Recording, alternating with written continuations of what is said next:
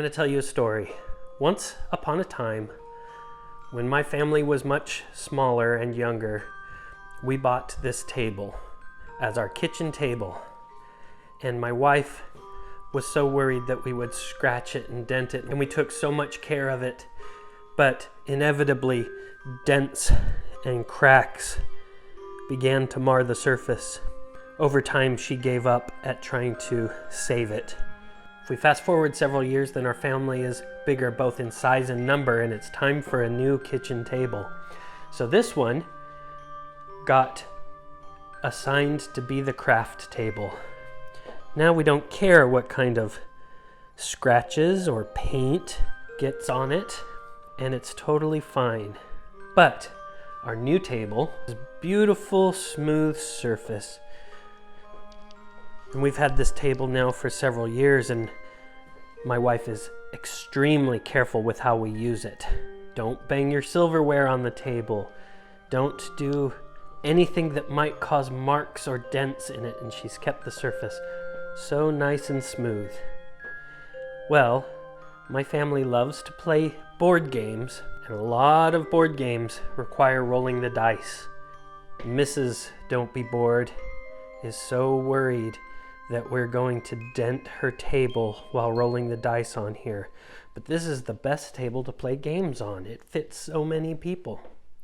So, today's project, we're going to make a little dice rolling table that we can put on this table to protect it, but also have a good, easy space for everybody to roll their dice in. So the first question is, what material should I make this out of? And I guess also, what shape should it be?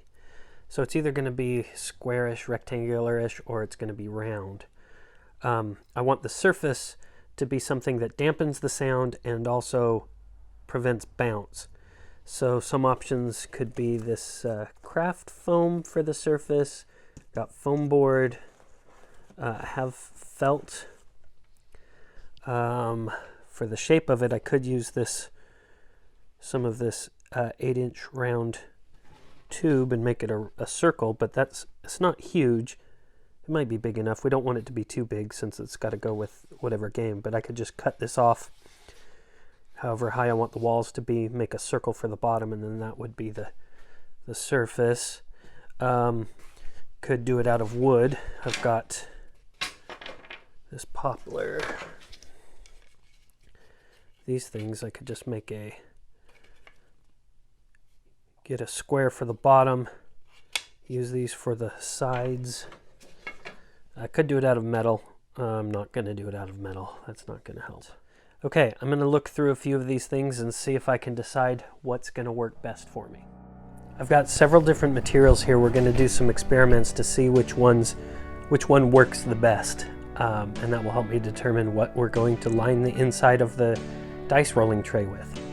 So what I want to look for is first the amount of noise that it makes, and also how much bounce. I want as little bounce as possible and as little noise as possible. First thing I'm going to try is this thin craft foam. This is a dirty piece. It's not the piece I will use if I use it, but it's one that I had.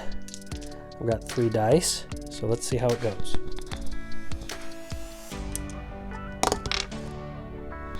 It's actually pretty good. Stops the roll nicely, and it's pretty quiet. Or it stops the bounce nicely, and it's pretty quiet. Here is some thick EVA foam, thick as in 1/2-inch EVA foam. We'll try that. So both this and the craft foam are nice, but they do, I feel like when the dice hit it, if it hits on the corner, it kind of bounces off weird. We'll see if anything's better. Okay, this one, just for fun, it's probably not great because I doubt the dice will stand up flat on it. But this is some fake fur. Yeah, that's not very good. It does stop the sound really well. They don't really bounce, but they sure roll like crazy, which that may be okay. But the biggest thing is that the dice don't lay flat. They always are kind of tilted at an angle. So I need something that's got a flat surface. Okay, here is some traditional stuff. This is felt. It's fairly thick felt.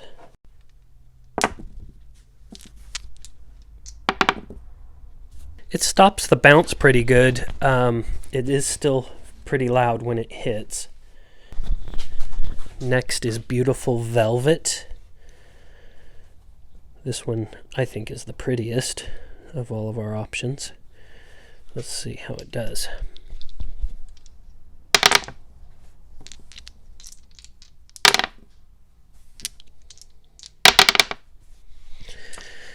It doesn't really do anything. I mean, let's look at, let's see what it's like without anything. This will be our control. Whoa.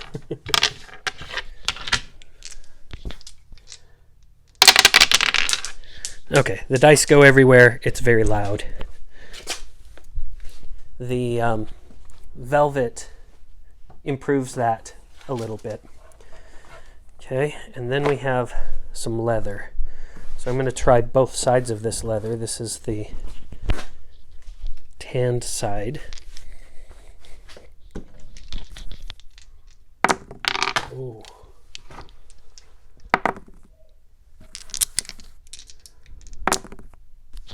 That's really nice. And this is the suede side.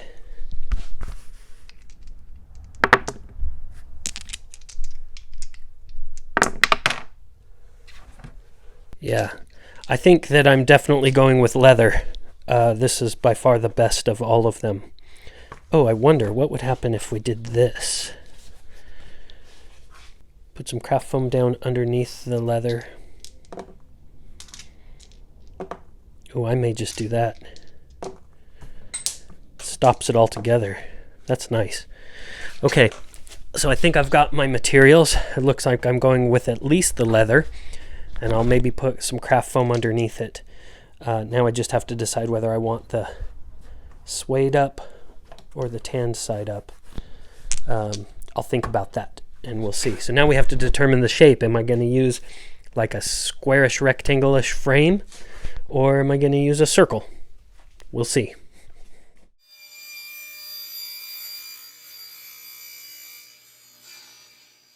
This is my circle jig for my band saw. So what I need to do is from this line measure half of the diameter or the radius, so it's 3 7/8 right here.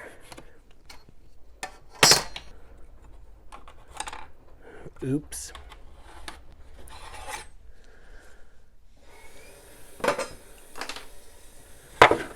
And then this piece of scrap that I have, it looks like it has holes in it for like shelf or something, I don't know. But the circle fits right in the middle, no problem. So I take this nail and I hammer it in, straight in. Now here's the wood, it's attached, this wood is attached to the jig, and now this wood will rotate right around that axis, and as I cut it, it will make a circle. So let's go ahead and do that.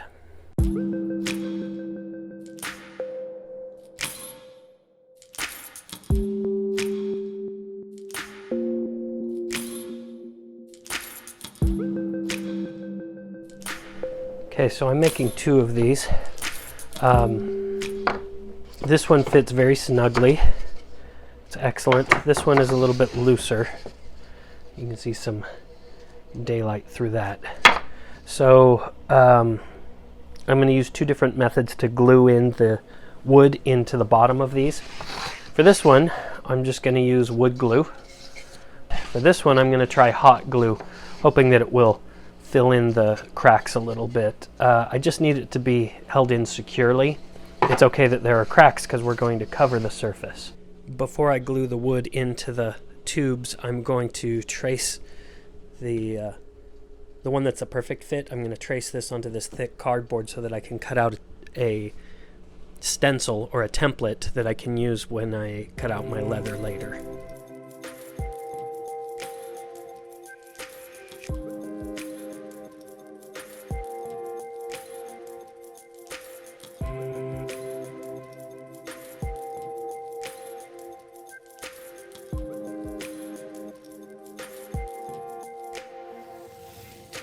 These cardboard tubes are intended to be used with concrete to form pillars. They have a little bit of a wax covering on the inside to help pull these off of dried cement. So I want my adhesives all to stick to the cardboard under this, so I'm going to run sandpaper over it on the inside.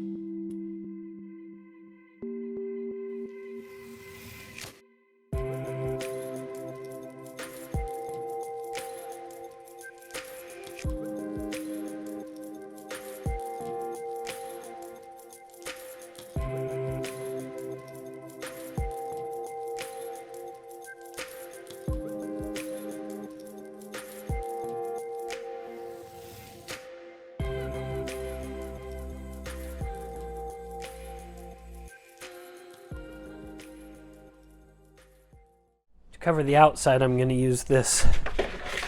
It's like wood laminate. I don't know. I've had this forever. I always thought, oh, one day I will use it, and it's just been taking up space. And I think today is the day I finally get to use it.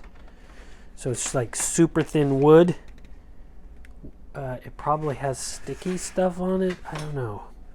But I'm going to cut it and glue it on to the outside.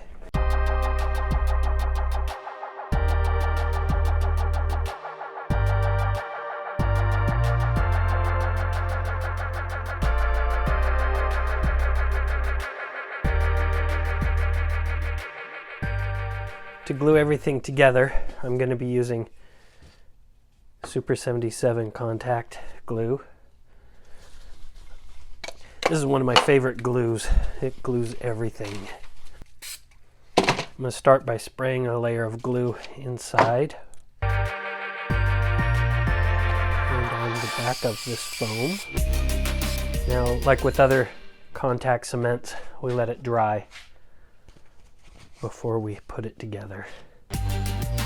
This stuff dries really quickly, so it's tacky right now. So we'll take it. Oh.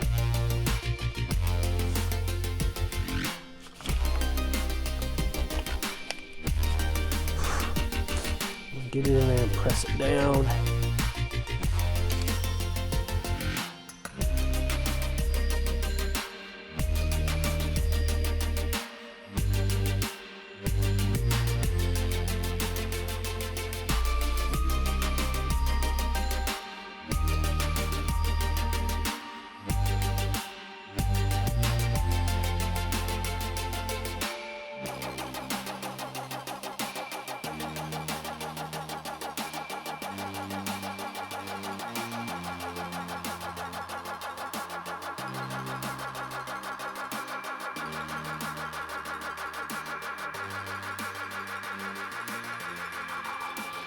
For the outside, we're going to use contact cement again, but we're going to use it in a different form. This is just like paint-on cement. I don't know if the bond will be stronger, but I think I'll have more control over it since I need to roll that wood the opposite direction that it wants to go.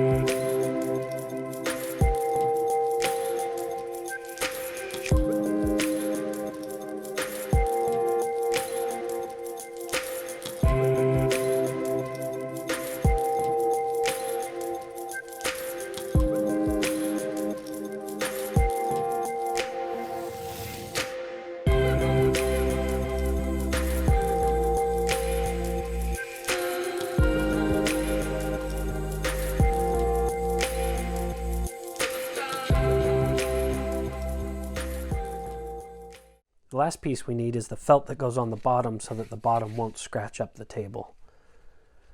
So I'm just going to put this down. I'm going to cut directly onto the felt.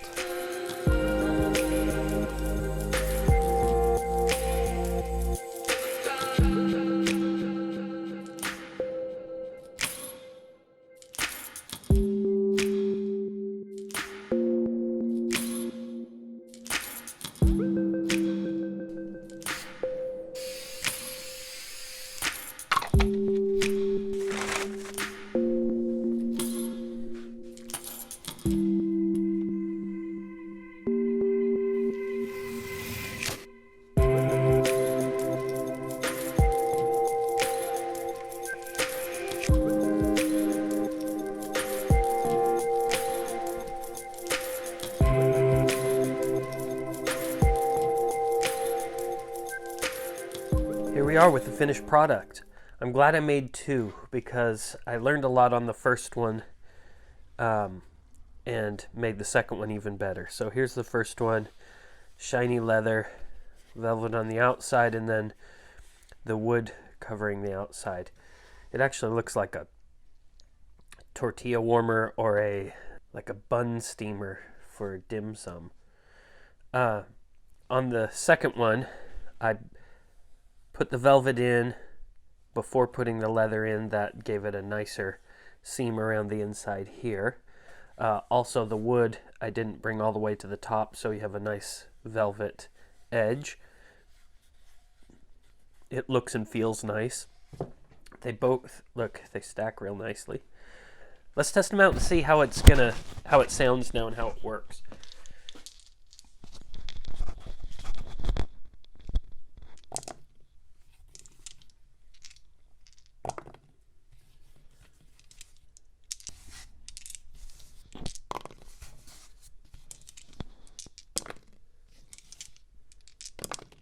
All right, those look great. They work fantastically. Not a lot of noise, not a lot of bounce. They keep them inside. These are gonna work great for all our board games.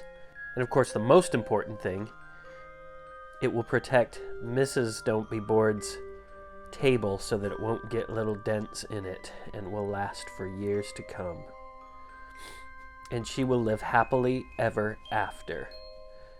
The end. Thanks for joining me on this quick video. If you liked it, make sure to subscribe. Hit the little notification bell. Don't forget to give a thumbs up. Those apparently help. So if both of you give me a thumbs up, I'll have 2 thumbs up. Catch you on the next video. But in the meantime, don't be bored. Be creative. See you next time.